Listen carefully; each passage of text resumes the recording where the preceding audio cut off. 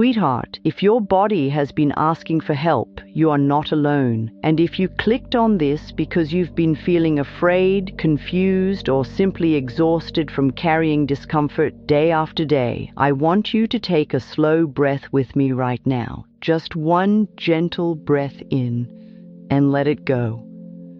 I know how easy it is to feel like the body is an enemy, like it's betraying you, like something is wrong with you or you did something wrong. But I want you to hear this clearly, dear one. There is nothing wrong with your worth. There is nothing wrong with your lovability. And there is nothing shameful about needing care.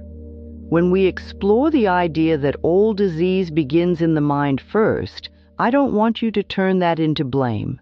This is not about accusing you. This is about inviting you into a kinder relationship with yourself.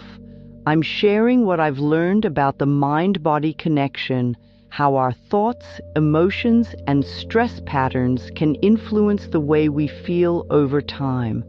And I also want to say, gently and honestly, this is not a replacement for professional guidance.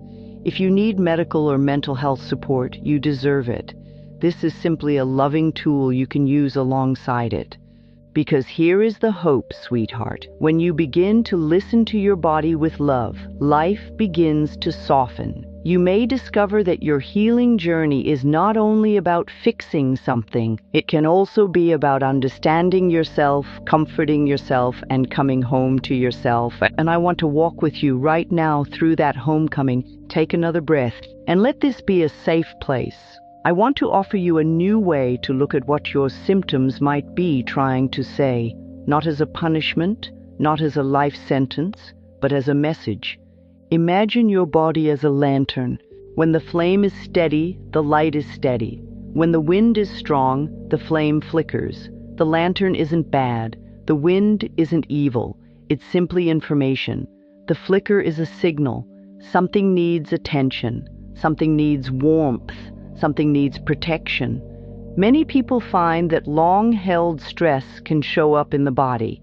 Unspoken grief, constant worry, the habit of bracing for the next problem, the belief that you must earn love, the belief that you must endure everything alone. These inner climates can become heavy, and the body, so faithful, so honest, may begin to carry what the heart has been trying to hold silently. Have you ever noticed how you can feel something in your stomach when you're anxious, or tightness in your chest when you're afraid? That's not your imagination. That's your body speaking your emotional language. And the most important thing I want to teach you today is this. You can listen without panicking. You can listen without blaming yourself. You can listen with love. I've learned that when we fight the body, we tense the whole system. We become harsher. We become afraid of ourselves. But when we soften just a little, when we place a hand over the heart and say, I'm here, the body often responds with a quiet sense of safety. So let's begin with a simple practice right now. Place one hand on your chest, if that feels comfortable, or on your belly, or on the place that needs kindness today, and whisper, even if you don't fully believe it yet, I listen to my body with love. I listen to my body with love. I listen to my body with love. Let those words be a warm blanket, not a command, and breathe. So many of us were taught to fear the body when the body is actually a faithful messenger. It does not wake up each morning plotting against you. It is not trying to ruin your life. It is trying to keep you alive. It is trying to help you adapt. It is trying to protect you in the ways it knows how. Sometimes we grew up in homes where feelings were not welcome, where we had to be strong, or good, or quiet, or helpful, or fine. And in that kind of world, we learn to swallow the truth of what we feel. We learn to smile through pain. We learn to keep going no matter what. But emotions don't disappear because we ignore them. They often go underground. And what goes underground can show up in the body as tension, fatigue, inflammation, headaches, digestive upset, jaw clenching, shallow breathing. Different bodies speak different dialects. This is not to say every symptom is caused by stress.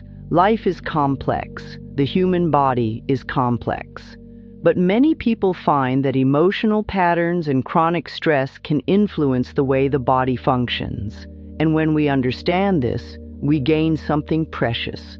We gain choice. Not the choice to control everything, but the choice to meet ourselves differently. I discovered that some of the pain I carried for years wasn't only physical, it was also the ache of not feeling safe to be myself. And when I began to create safety inside, through kind thoughts, through self-love, through forgiveness, the tension began to loosen. Not as magic, not overnight, but like a tight fist slowly opening. Sweetheart, what if your body isn't your enemy? What if it's your companion on the path? What if it's saying, please slow down, please be kinder, please come back to me? Today, I want you to practice a small shift. When you notice a symptom, instead of saying, why is this happening to me, try asking gently, what are you needing from me right now?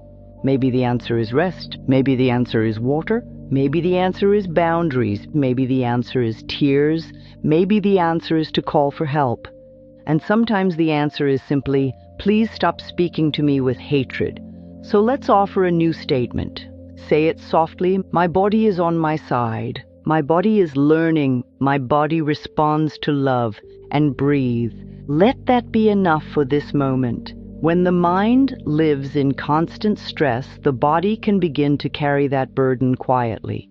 Stress is not only an event, it can become a lifestyle, a constant inner alarm, a habit of scanning for danger, a belief that peace is temporary and problems are permanent. And you know, sweetheart, the body hears your thoughts. It hears the way you speak to yourself. It hears the harshness. It hears the hopelessness. It hears the pressure. That doesn't mean you caused your illness. It means your inner world matters. It means your inner world can become a place of healing.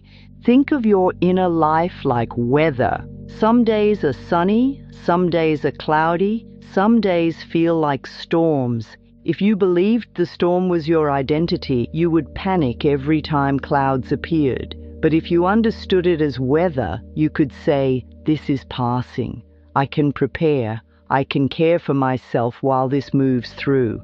Many people discover that as they reduce inner stress and increase self-compassion, their overall well-being begins to shift. They may sleep better, they may breathe more fully, they may notice less tension, they may feel more energy, again not as a guarantee, but as a possibility that grows with practice. I used to believe I had to solve everything at once, and that belief alone made my body tense. It made my shoulders lift toward my ears.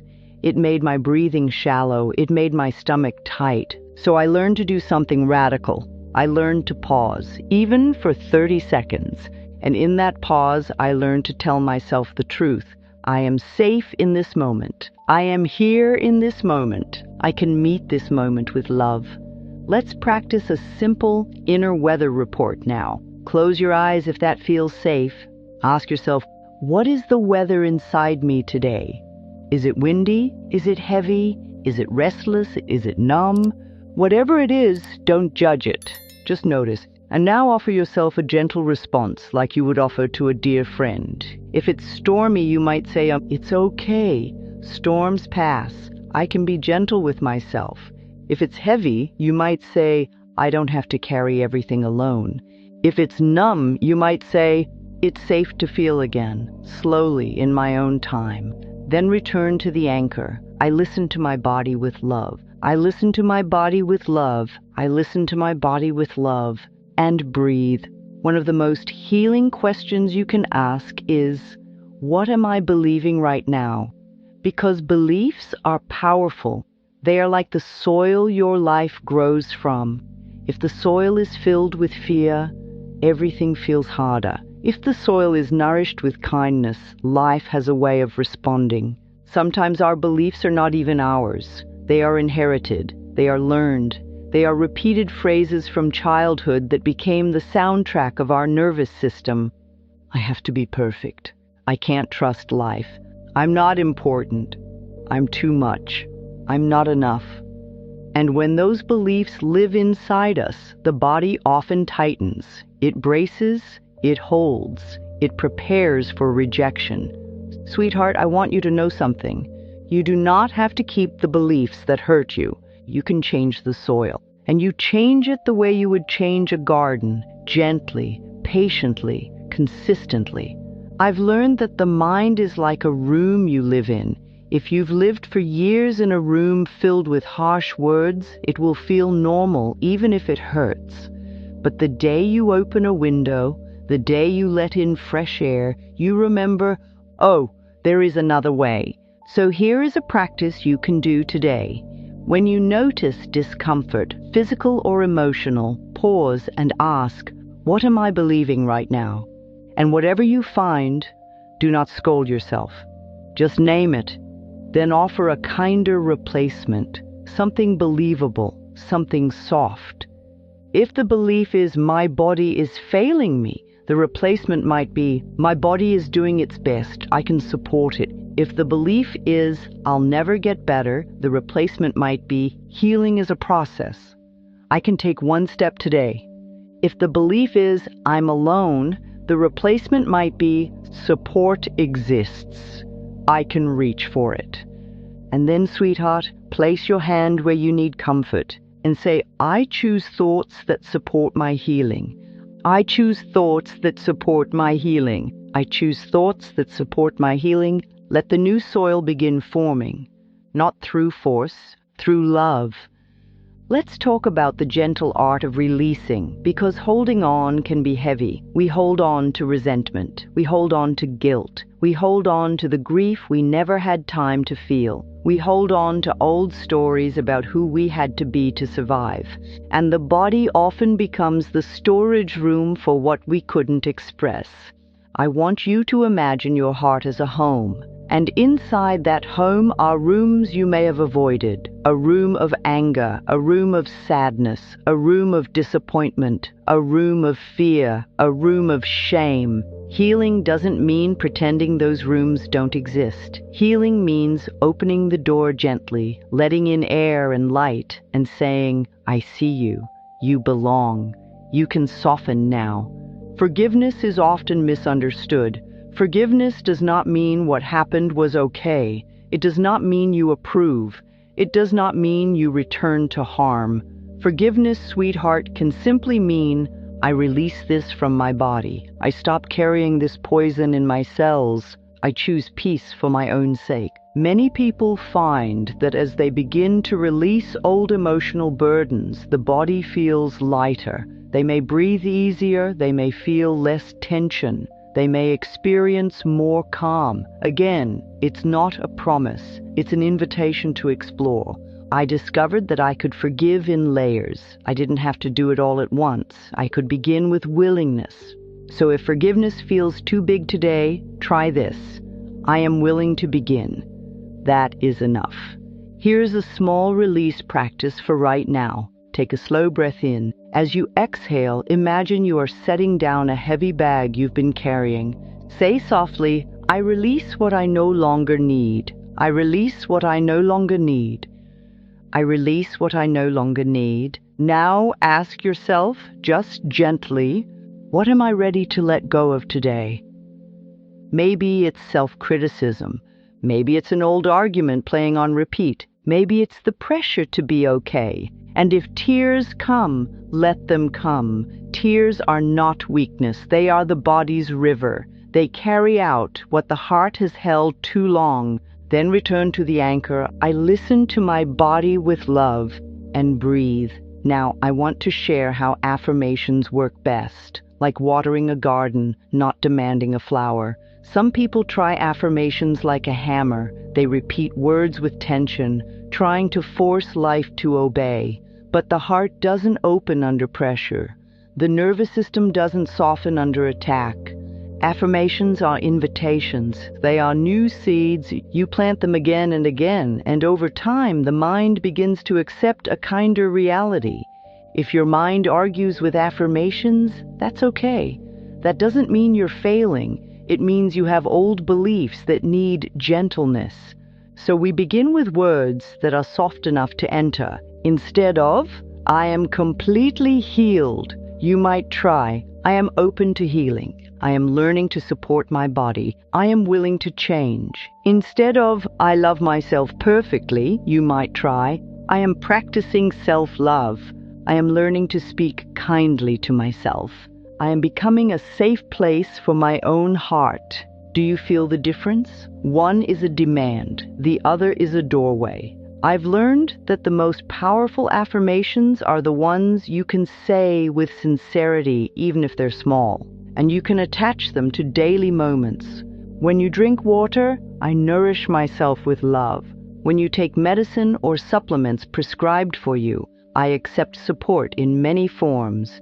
When you rest, rest is productive for healing. When you set a boundary, my needs matter. When you feel fear, I can hold fear with compassion. Here is an affirmation set we'll return to more than once today. Say these slowly, like you're speaking to a child who needs comfort. I am safe to listen. I am safe to feel. I am safe to heal in my own time. Again, I am safe to listen. I am safe to feel. I am safe to heal in my own time. And now, sweetheart, imagine watering the soil, not flooding it just enough. That's how you change. That's how you heal the mind's relationship with the body, and the body often loves that kind of attention. Gentle, consistent, kind. Take a breath. Let the seeds settle. When you begin to love yourself through the healing process, everything changes, especially how you meet each day, because self-love is not a reward you earn when you're well. Self-love is the environment that supports you while you heal. So many people say, I'll love my body when it works.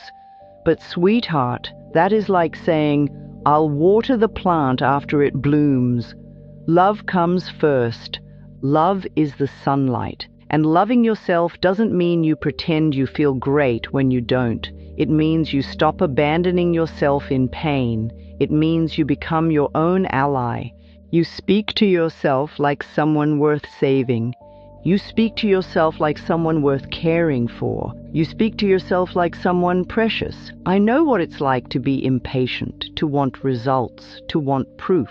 But healing is often made of small moments. One kinder thought, one deep breath, one boundary, one honest tear, one nourishing meal, one gentle walk, one appointment you keep, one request for help you finally allow yourself to make. And over time, those moments become a new life. So here is how you integrate this into your day in a way that is real.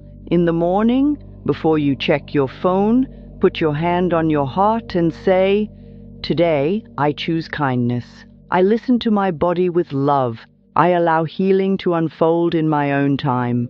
During the day when stress rises, pause and ask, what is the weather inside me right now? And respond with compassion.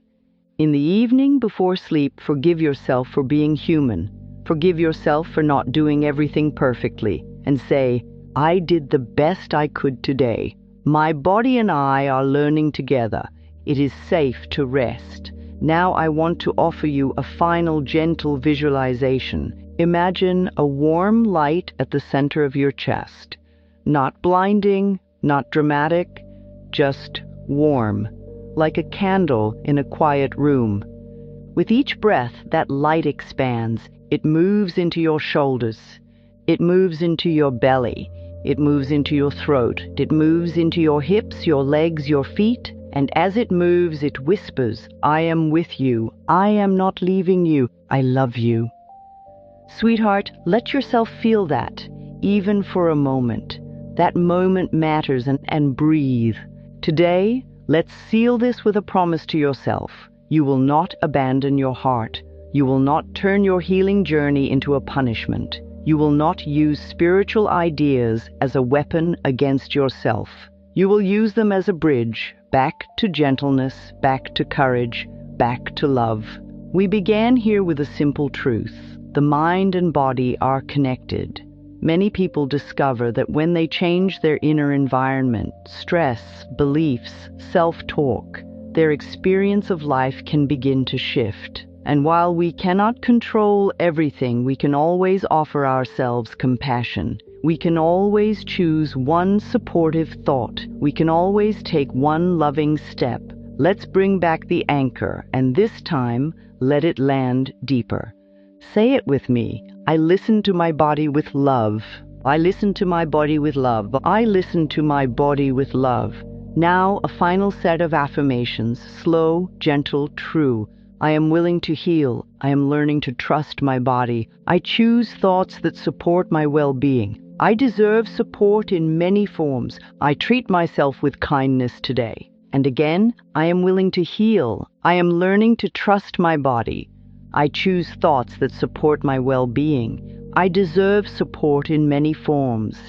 I treat myself with kindness today. Sweetheart, the journey is not about being perfect. It's about being present. It's about meeting yourself with love, even when you're frightened, even when you're tired, even when you're unsure. You are not alone. You are not broken. You are becoming. And as you walk forward, one breath, one choice, one day at a time, may you feel the quiet truth that has always been there. Life supports you. Love supports you. And you, dear one, can learn to support yourself. Take one last breath with me and let it go. You are safe to begin again.